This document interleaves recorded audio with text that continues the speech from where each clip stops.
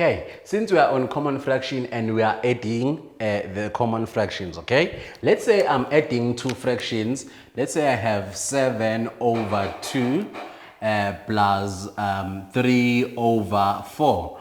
Then I'm looking to add these two, but now the denominators are not the same. How do I make these denominators the same? Because I cannot add them unless the denominators are the same, okay? So I check. Okay, how many 2's do I have here? It's only 1. How many 2's do I have here? There are only 2. That means on this one, I'm going to multiply by 2 over 2 because I found that there are 2 here, there are only 1 here, okay? Now let's multiply.